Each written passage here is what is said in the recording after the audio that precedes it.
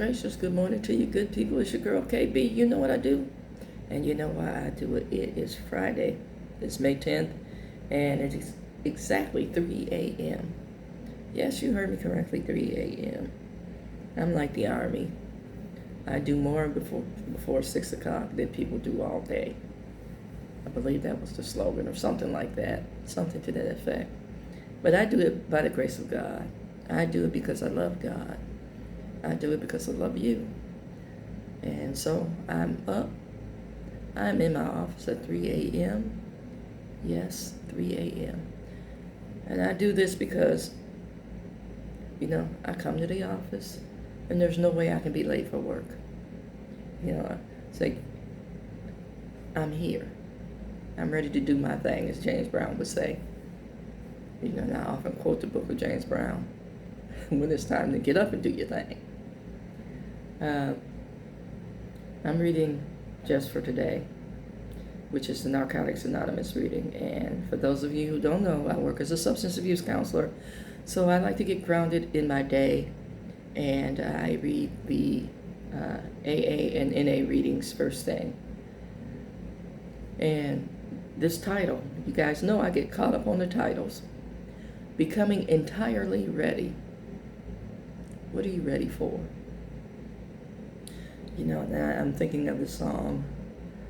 I've heard the old saints sing it, but it's from the movie, or it was made popular by the movie, A Leap of Faith with Steve Martin. Now, some of you are too young to even know who that is. Yeah. But the song is like, are you ready for your miracle? So YouTube that for you young folks. And look for the comedian Steve Martin in the picture, because I want you to hear that version. And that's how I grew up hearing it. Are you entirely ready for blank? And some of you are going to fill in that blank with worldly values. A lot of times we focus on what we think we should have based on what other people have. And we don't focus on what we should have in Christ.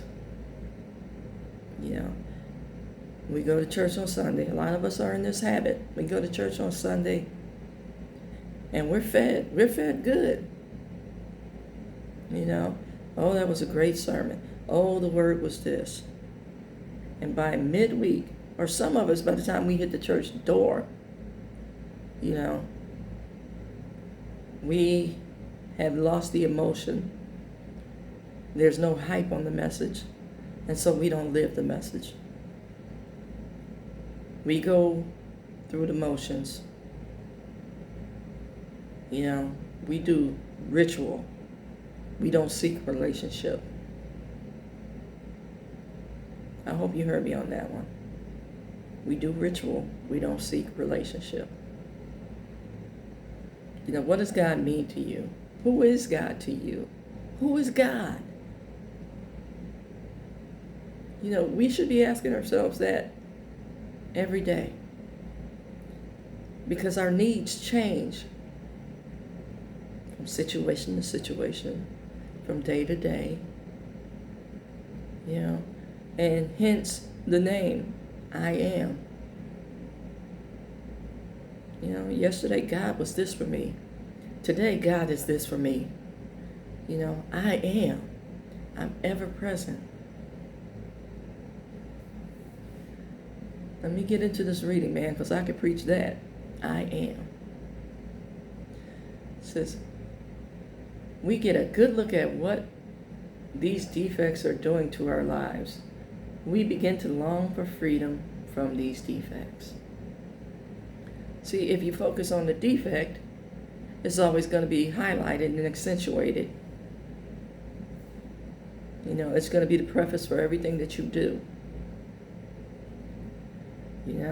If we get into the habit of, all to Jesus I surrender, all to Him I freely give, You know, if we get into that habit, and for those of you who don't know, you need to learn some hymns. Shame on you. Uh, if we get in that habit of surrendering all, that's the name of the song. You know, you'll step better, you'll feel better, and I guarantee you'll live better. There was this cartoon when I was a kid. I believe it's a Hanna-Barbera cartoon, and it was Gulliver. It was the Tales of Gulliver, and there was this one character that focused on the negative. I want to say his name was Trag, which, you know, if you think about it, drag. You know, when somebody runs drag the streets, that means they're lying, or it's just not plausible in, you know, their speech.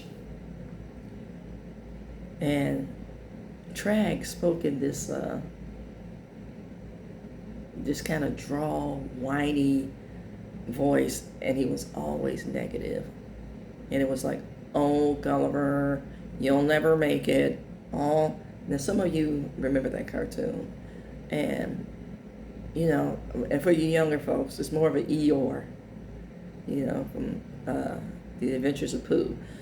You know, Eeyore was that kind of voice as well, you know, but Eeyore had insight. Trag was just negative.